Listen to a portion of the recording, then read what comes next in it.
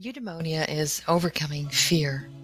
Roman Stoic philosopher and statesman Lucius Seneca said, "Life is very short for those who forget the past, neglect the present, and fear the future."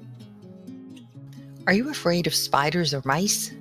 Perhaps you fear contacting the taxman about your outstanding balance, causing it to increase with fines and additional interest.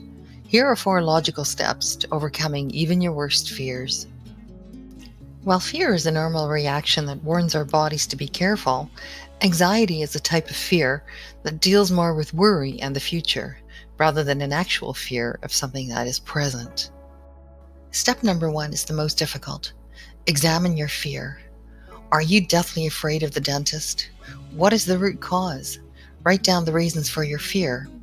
If you were hurt as a child, you can control what happens now as an adult. Record how you feel before the appointment.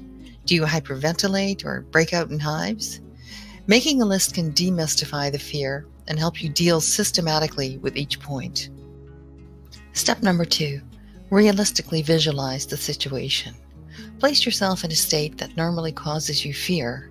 How could you handle it differently from the way you always do? Imagine someone you admire in the same situation.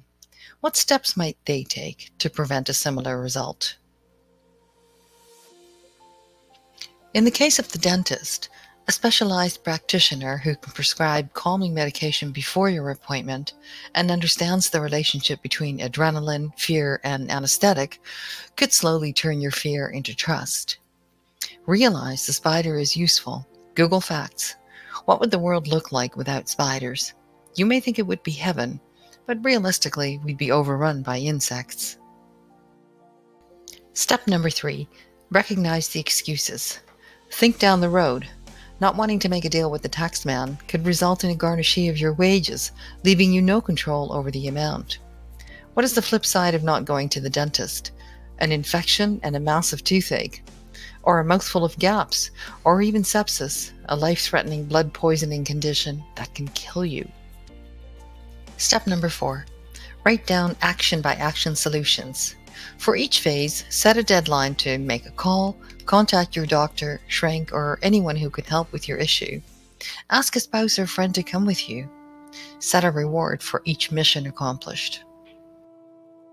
If you're into social media, make a Facebook announcement and ask friends for support. You'll likely get comments from people feeling the same way. Knowing you're not alone somehow lessens the fear somewhat. Count on failing a few times. Your fear pattern is pretty ingrained in your behavior. Don't beat yourself up. Just start again at step 1. Examine, visualize, recognize, and record. You will get it right.